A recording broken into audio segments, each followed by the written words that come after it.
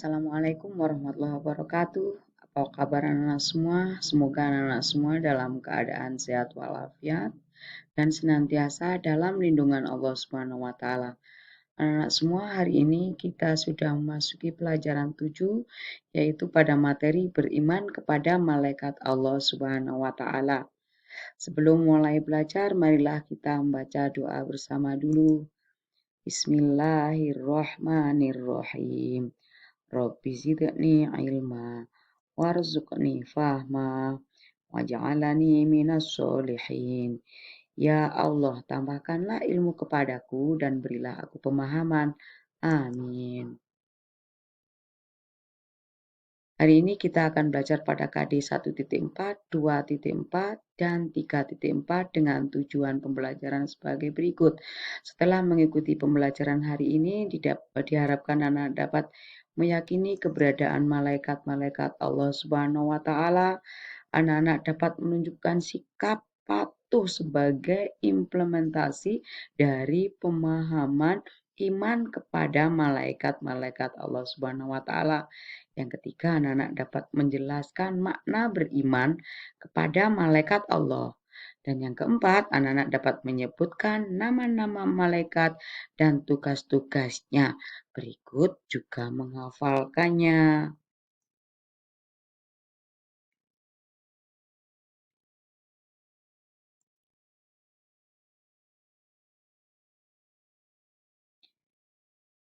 Ayat berikut ya, mari kita baca bersama-sama.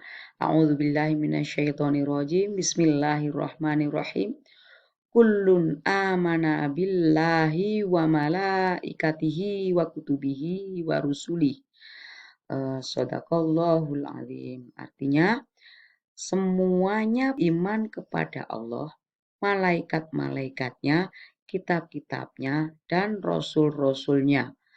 Ayat ini menjelaskan bahwa orang-orang yang beriman sudah pasti beriman kepada malaikat Allah.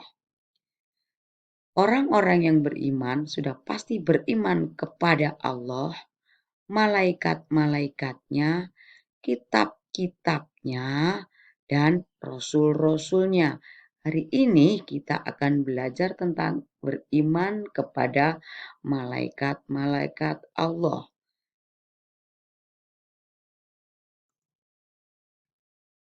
Apa makna iman kepada malaikat Allah? Yaitu iman kepada malaikat merupakan rukun iman yang kedua. Maknanya seperti ini.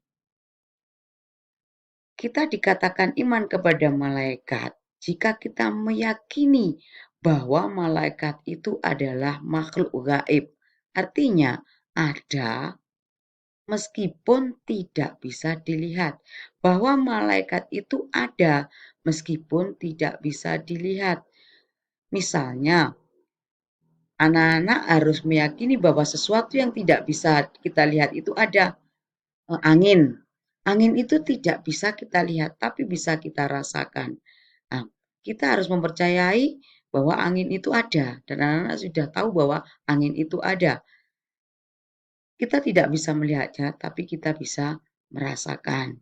Begitu juga dengan malaikat. Kita harus percaya bahwa malaikat itu ada, meskipun kita tidak bisa melihat malaikat itu. Siapa yang memberitahu? Bahwa Allah sendiri yang memberitahukan bahwa malaikat itu ada. Kalau kita iman kepada Allah, berarti kita pun juga meyakini bahwa malaikat yang tidak bisa kita lihat itu ada. Yang kedua, meyakini bahwa malaikat itu memiliki sifat-sifat khusus. Apa saja sifat-sifat khususnya? Yang pertama, malaikat adalah makhluk yang selalu patuh pada perintah Allah Subhanahu wa taala. Malaikat ini adalah makhluk Allah yang tidak pernah melanggar perintah Allah sekalipun. Beliau memiliki sifat yang patuh dan taat kepada Allah.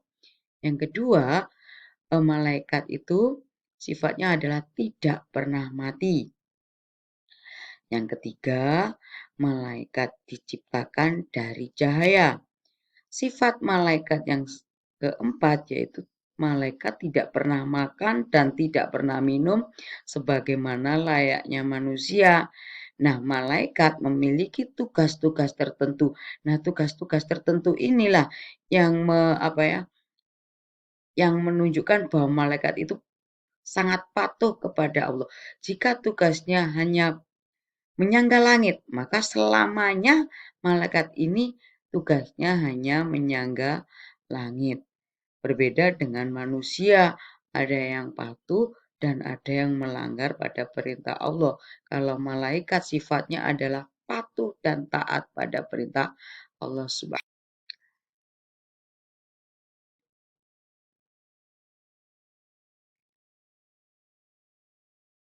Sekarang mari kita pelajari nama-nama malaikat dan tugasnya. Yang pertama yaitu malaikat Jibril. Tugasnya menyampaikan wahyu kepada nabi dan rasul. Nah, sekarang nabi dan rasul sudah tidak turun lagi karena nabi yang terakhir adalah Nabi Muhammad SAW. Maka tidak maka sekarang tidak ada lagi manusia yang dikatakan menerima wahyu, karena wahyu ini hanya diberikan kepada nabi dan rasul. Jika ada yang mengaku menerima wahyu, maka dia dikatakan nabi palsu dan berbohong. Malaikat yang kedua yaitu malaikat Mikail. Tugasnya membagi rezeki. Rezeki bisa dalam bentuk hujan, rezeki dalam bentuk apapun yang merupakan kenikmatan dari Allah. Yang bertugas adalah malaikat Mikail. Yang ketiga adalah malaikat Rokib. Tugasnya adalah mengawasi dan mencatat amal baik manusia. Nah, anak-anak jangan khawatir. Bahwa apapun yang kita lakukan, perbuatan baik sekecil apapun, semuanya dicatat dan diawasi oleh malaikat raqib. Maka semuanya akan mendapatkan balasan dari Allah Subhanahu wa Ta'ala di akhirat kelak. Malaikat yang keempat yaitu malaikat atid. Tugasnya mencatat amal buruk. Nah, ini kita juga harus hati-hati. Makanya ketika kita akan melakukan perbuatan buruk, jangan sampai kita harus meyakini bahwa setiap perbuatan buruk kita itu diawasi oleh malaikat, yaitu malaikat atid yang senantiasa mencatat amal buruk. Meskipun tidak ada yang melihat, bahwa malaikat melihat kita. Dan ini yang akan menjadi catatan buruk kita yang akhirnya nanti mendapatkan balasan yang menakutkan dari Allah jika kita berbuat buruk. Semuanya ada balasannya, baik kita berbuat baik maupun berbuat buruk, semua ada catatannya. Nah, balasannya ini diberikan baik di dunia maupun di akhirat kelak. Maka dari itu kita harus senantiasa berbuat baik, kita harus senantiasa berhati-hati untuk tidak melakukan perbuatan buruk karena kita selalu diawasi oleh dua malaikat, yaitu malaikat Raqib dan Atid. Malaikat yang kelima yaitu Ridwan, tugasnya adalah menjaga pintu. Nah, ini tugasnya juga mulai dari malaikat ini diciptakan sampai nanti bumi ini hancur, sampai nanti di akhirat kelak tugasnya hanya menjaga pintu surga saja, dinamakan malaikat Ridwan. Yang selanjutnya adalah malaikat Malik. Tugasnya adalah menjaga pintu neraka. Diceritakan dalam Al-Quran bahwa malaikat Malik ini bentuknya sangat menakutkan dan mengerikan.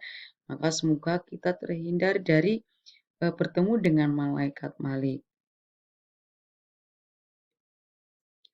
Yang selanjutnya adalah malaikat Israel. Tugasnya adalah mencabut nyawa. Nah, anak-anak, ketika ada orang meninggal, yang bertugas mencabut nyawa adalah malaikat Israel.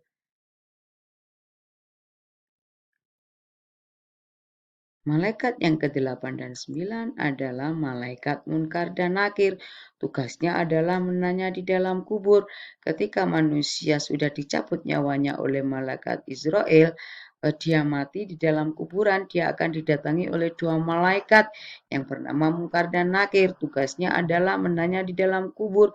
Nah, di dalam kubur ini nanti ketika kita sudah mati akan ditanya, siapakah Tuhanmu, siapakah nabimu, apa kitabmu. Nah, di situ nanti kita tidak bisa berbohong, apapun yang kita lakukan di dunia itu yang akan menjawabnya. Maka dari itu, anak-anak senantiasalah berbuat baik, melaksanakan sholat 5 waktu dan rajin baca Al-Quran, karena Al-Quran sholatmu dan Al-Quranmu dan puasamu nanti yang akan menjagamu dan yang akan menyelamatkanmu dari pertanyaan malaikat mungkar dan nakir ini.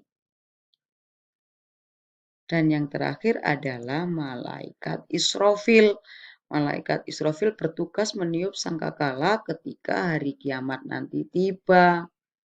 Nah, kiamat itu ditandai oleh tiupan sangkakala yang dilakukan oleh malaikat Israfil. Semoga kita semua senantiasa diberikan keselamatan oleh Allah Subhanahu wa taala.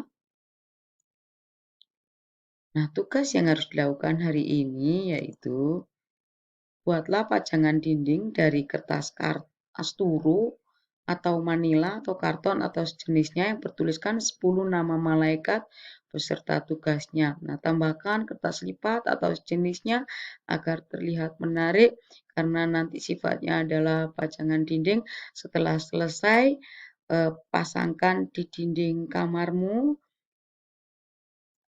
Setelah itu hasilnya kirimkan dalam bentuk foto hasil kerjamu ya, minimal misalnya contohnya bentuknya seperti ini atau terserah kamu, mungkin anak-anak bisa membuat lebih menarik. Pasang di dalam kamarmu agar senantiasa kamu ingat bahwa kita harus iman kepada 10 malaikat dan masing-masing malaikat memiliki tugas-tugasnya. Harapannya dengan mengingat malaikat Allah maka kita akan berhati-hati dalam berbuat dan senantiasa berbuat baik. Nah, ini pasang di dalam kamarmu, kemudian foto dan kirimkan ke grup WA ya. Nanti saya akan nilai dari bentuk foto tersebut.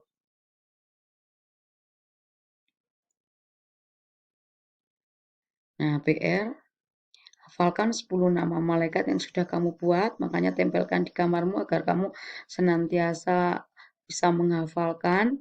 Ini dipresentasikan atau ditunjukkan hafalannya pada pertemuan berikutnya. Cara menghafalkannya atau nanti menunjukkannya boleh dalam bentuk lagu, boleh dalam bentuk tepuk malaikat. Sudah saya cari dari beberapa sumber, baik itu di internet atau di buku-buku. Di situ banyak sekali contoh-contoh anak-anak bisa memakai yang paling mudah. Kemarin saya sudah lihat ada yang dilakukan balonku ada 5, ada yang dilakukan delman, ada yang dibuat dalam bentuk tepuk malaikat. Buatlah anak sesuka hatinya, nanti tunjukkan secara langsung ya di pertemuan berikutnya. Cukup sekian anak-anak pembelajaran hari ini. Marilah kita tutup dengan bacaan hamdalah. Semoga bermanfaat ilmu kalian. Wassalamualaikum warahmatullahi wabarakatuh. Selamat belajar.